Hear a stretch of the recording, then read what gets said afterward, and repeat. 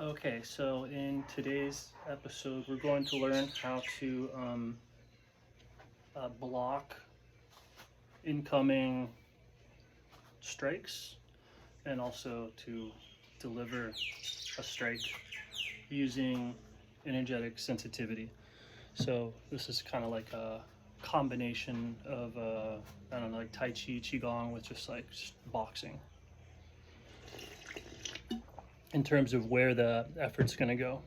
And so with this type of exercise, if you put the effort in the right area, you'll have like a recruitable muscle in your kinetic chain, and this will start to happen naturally in your reflexive movement.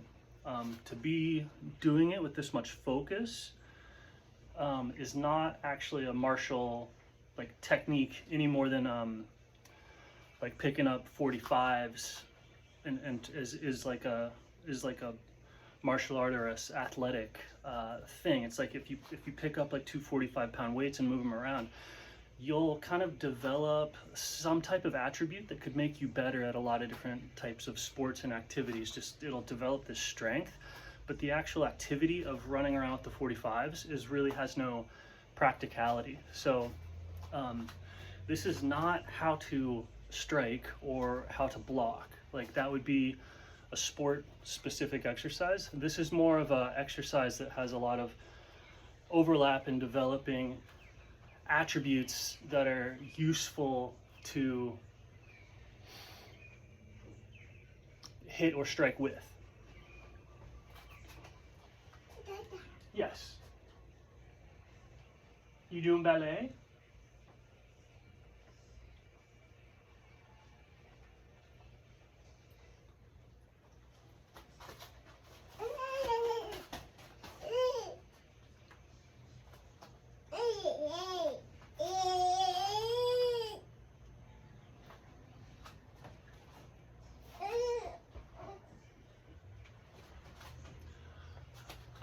So the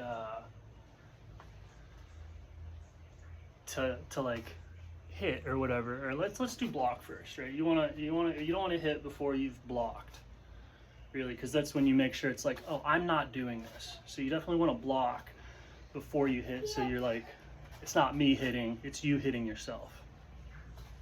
Yeah? Yeah. Yeah? Yeah. Okay, do the ballet. I'm gonna finish this up really quick and then we'll do giddy up. No. Yeah. Yeah.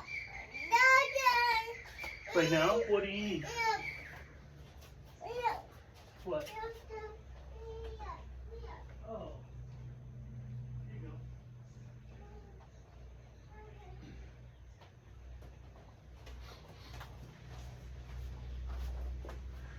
go. Okay, so to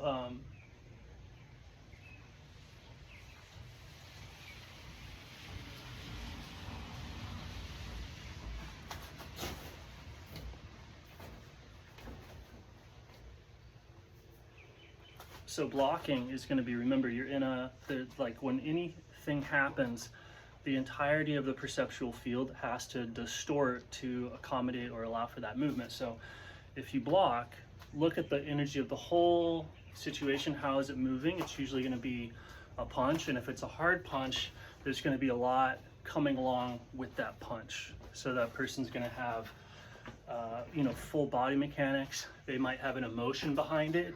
So like an anger, they might have like a motivation or other goals. And so you'll see that all of that space, from the emotional to the mental to the physical, is going to be coming at you in a single wave with the punch as kind of its leading edge. So if you just try and stop the punch, all of that energy gets focused into you. So it's you'll see the whole event coming, and then you want to traction into it with the same totality of being. So you have to conjure an equal and opposite emotion, and you have to conjure like a comparable story, or you can stay loose, relaxed, and small, and you have to engage or feel or sort of ride the totality of their energy. So all of that's going to be coming in. And to do that is like it's mostly an opening or a relaxing, and all of that stuff naturally comes into you, and you naturally start to feel it. And it's like, what do you feel it with? You feel it with the part of you that is also there already. It's like you can't feel anything where you're not there to feel it. So it's like just the receptivity and the listening can make it so that you are pretty much capable of becoming the same size as any force or any sort of opponent that could come into you with a hit or a strike or a tackle. Realize that any force coming into you is going to be, it's going to have all of those different things. It's going to have an emotional component, a mental component. It's going to have a why. It's going to have an intensity. There's going to be like a committedness and a belief behind it. And all those things are real. And you can, if you feel them in yourself, you can start to see and visualize them the same way that if you feel yourself as a physical person, you can kind of see other people. And so when that happens,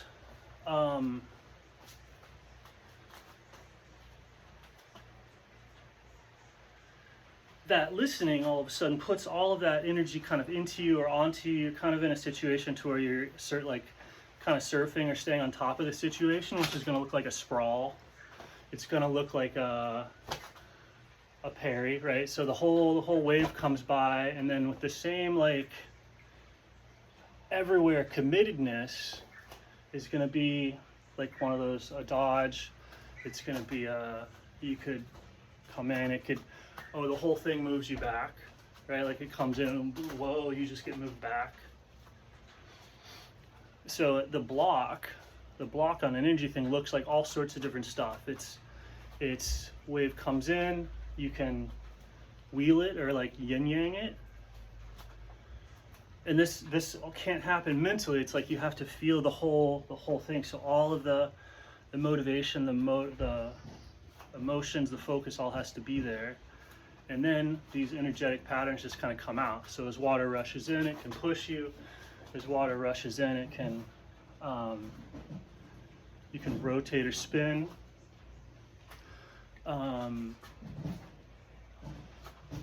And so at that point, you want the situation to kind of stop. So there's going to be kind of an expanding, potentially like a shock or a suppression feeling as you've got it. Then you just bring the whole situation to a stop. Once it's absorbed you or you're in you, you can kind of flatten it out. So that can be an abrupt, like, in the absorption is like you have it coming in, and it's not that it's like gone into you or absorbed. The absorption isn't like an electrical sucking in, and it's an accepting of the situation. So it's like the energy can be coming in this way, and this is like right here before it's there. That would be full absorption. It's not like, oh, I'm absorbing it. It's like I've absorbed it, and then the return thing is going to be like there's a full body mechanic in it. Just imagine being in a whirlpool, and what would you do to bring it to a stop as fast as possible? So the body mechanics for a strike or a return. So the block is the acceptance of the situation, and then the strike is the cessation or the interruption of the activity. So you can get into jiu-jitsu and chokes and stuff like that. Like if you can accept the activity, block it, and then wiggle your way into a smothering technique of like of a choke or something like that. You see the energy of the situation, and it kind of like brings all you have to bring all the motivation to a stop. And then when all the motivation comes to a stop, the person blacks out. So you can do that with a smothering or like a kind of a dischargey thing. And it's like if they're amped up, these cessation things with a strike become pretty difficult. Whereas like if there's been a long thing going on and you're tired, there's not much activity going on, so you can stop it with a strike easier. But to do it when somebody's like super amped up, where their motivation's intact, their focus, their stuff, there's a lot of energy there, and to try and stop that with just with just a single hit is pretty crazy. So you have to be like very precise and kind of like nail the plug in it to disrupt or disconnect the entire system abruptly. And it's the same with a smothering technique. If they're like amped up and stuff like that, you have to like choke them for a long time. Whereas if they're tired, you don't have to choke them for very long. And again, you're just looking at it as the power of their circulation system, the power of their neural rhythms, like the oomph or the behind the kind of the various RPMs of their body, which is looking kind of like a vortex or a whirlpool with momentum. And if you're in a fight, it's like a vortex or a whirlpool with momentum with like swords and stuff coming out of it maybe.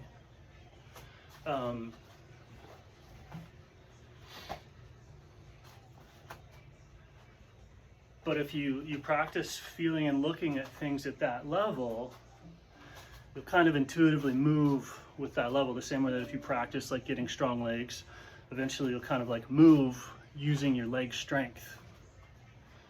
So thinking about stuff this abstractly can be a super useful training aid where you do it for like 45 minutes to an hour or whatever.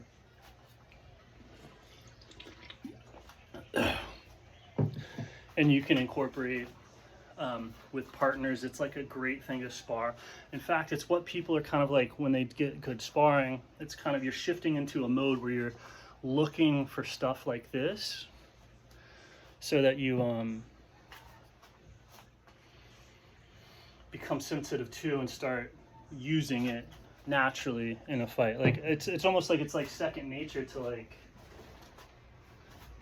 oh, I can use this now, but like at first I had to just practice like grabbing things and holding it, moving it, and then once I got all those things down, then they happen automatically and I can do a higher order task or activity like mop or whatever. And start to see how all the higher order activities and stuff are kind of nested inside of these larger waves of like emotions or motivations or things like that.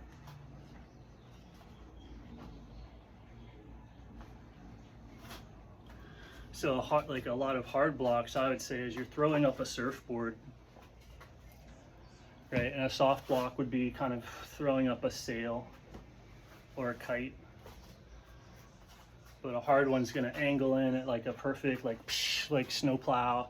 It's like a snowplow or a surfboard. So those are the hard blocks, and then the hard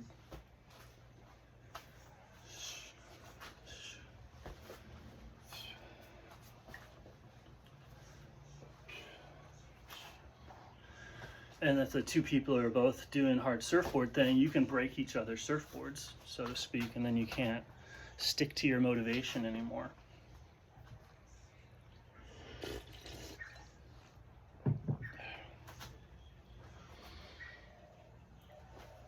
Yeah, so techniques with tension or structure or whatever kind of give you these like,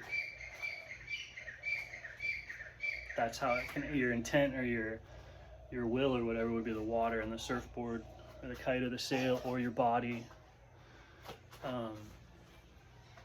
Is how you're engaging with those larger motivational forces. So like a person's body, you're just looking at like it can be connected to the larger motivational forces in various ways. Like if it's connected via tension or a surfboard, you just break the surfboard and they stop. But if it's connected to the larger motivational forces in a living or organic way, so the person isn't being pushed around by them, it actually is them. It's kind of more like somebody body surfing without a board, or even they become like the wave and the body is the front of the wave, but it's not the body in the same way that somebody that does it with tension is. And when that's happening, that's when you see like athletes or people dropping into the zone or the flow state or whatever. It is a shift from kind of body surfing or surfboard surfing with tension to the becoming the wave or becoming the motivational forces. And so like if you have become the motivational forces, when you interact with somebody that's like surfing, they think it's wild or crazy because it's like you're interacting with you're consciously moving the thing that they feel moved by. Like you are what they feel is just a driver. Like they have emotions, whereas like you are an emotion, or you are a narrative, you are a thought, rather than like having a thought that drives you. You are the thought, sort of thing.